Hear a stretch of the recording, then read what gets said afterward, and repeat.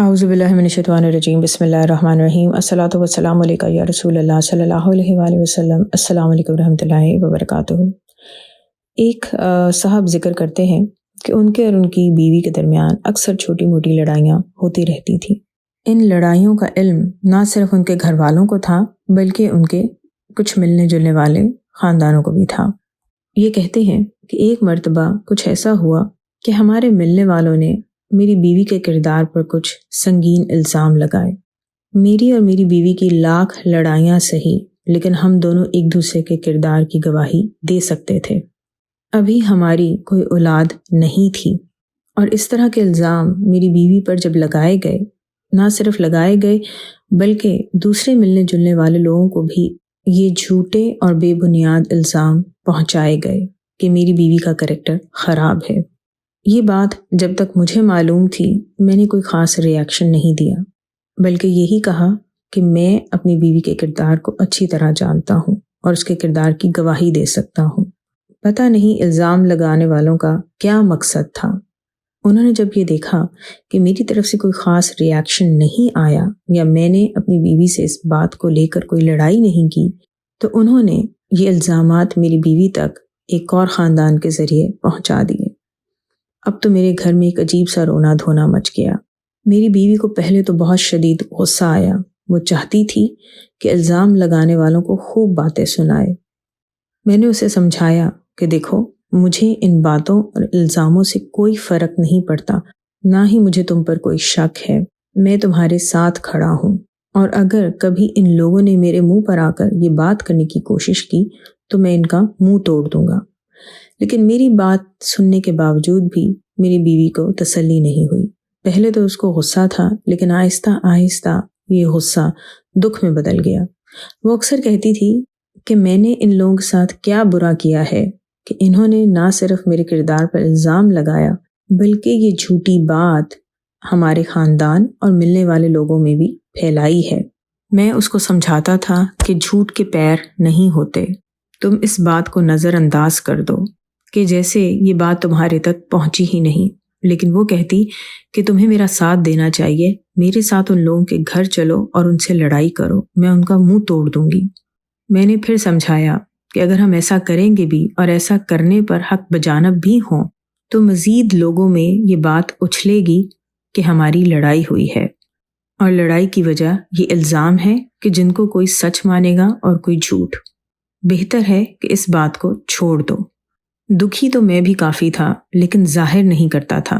دل میں یہ دکھ ضرور تھا کہ ہمارے گھر کی لڑائیاں دوسرے لوگوں تک پہنچی، تبھی انہوں نے یہ الزام لگانے کی جرت کی، یہ سوچتے ہوئے کہ ہم میاں بیوی میں اتفاق تو ہے نہیں، تو پھر کوئی سی بھی بات کر دی جائے۔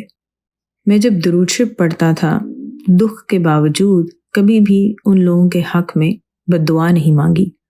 ہاں، مجھے یہ ضرور خوف رہتا تھا کہ کہیں میری بیوی مجھے بتائے بغیر ان لوگوں سے لڑنے کے لیے نہ پہنچ جائے۔ ایک دن میری بیوی نے مجھے آ کر کہا کہ میں نے اپنا معاملہ اللہ تعالیٰ پر چھوڑا۔ میری بیوی بھی درود شریف پڑھتی تھی، لیکن اس نے مجھے کہا تھا کہ وہ کبھی بھی کسی کو بد دعا نہیں دے گی۔ خیر، یہ بات آئی گئی ہو گئی۔ اللہ تعالیٰ نے ہمیں اولاد کی نعمت سے نوازا، اور ہمارے گھر پر کچھ ایسی رحمت اور برکت نازل ہوئی کہ ہم دونوں کی لڑائیاں کم ہوتی چلی گئی۔ اگر کبھی لڑائی ہوتی بھی تو ہمارے گھر سے باہر کسی شخص تک نہ جاتی۔ ابھی کچھ سال ہی گزرے تھے کہ ایک ملنے والے نے بتایا کہ جن لوگوں نے میری بیوی کے کردار پر الزام لگایا تھا، اللہ تعالیٰ کی قدرت دیکھیں کہ ان کے کچھ جاننے والوں نے ان لوگوں کے کردار پر اس قدر سنگین الزامات لگائے کہ جو بیان سے باہر تھے۔ نہ ہی یہ کہ الزام لگائے بلکہ ان کے گھر لڑائی کے لیے پہنچے، اور سارے محلے نے وہ الزام بھی سنے اور لڑائی کا تماشا بھی دیکھا۔ یہ بات سن کر میں اور میری بیوی حیران اور ششدر رہ گئے۔ ہم لوگوں نے کبھی بھی ان الزام لگانے والوں کو بد دعا تک نہ دی تھی۔ جو ہمارا دل دکھی ہوا تھا وہ بھی وقت کے ساتھ ٹھیک ہو گیا تھا۔ یہ بھائی کہتے ہیں کہ فرض نمازوں اور روزوں کے علاوہ ہماری کوئی بھی خاص عبادت نہ تھی، سوائے اس کے کہ ہم دونوں درود شریف کثرت سے پڑھا کرتے تھے۔ اللہ تعالیٰ نے نہ صرف ہمارے دل کو اس وقت تسلی دی، ہمیں اولاد کی نعمت سے بھی نوازا، بلکہ ہماری لڑائیوں کو بھی ختم کیا۔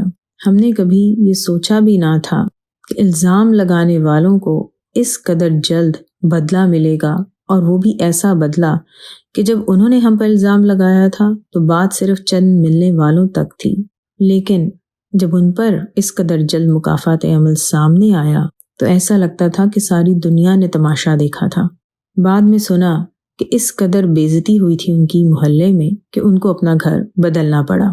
ان بھائی کے اس واقعے سے یہ بات ثابت ہوتی ہے کہ جو لوگ درود شریف پڑھتے ہیں ان کی زندگی میں اگر کوئی ایسی بات ہو بھی جائے کہ جو پریشانی کا باعث ہو تو اللہ تعالیٰ اپنی رحمت کرتے ہیں۔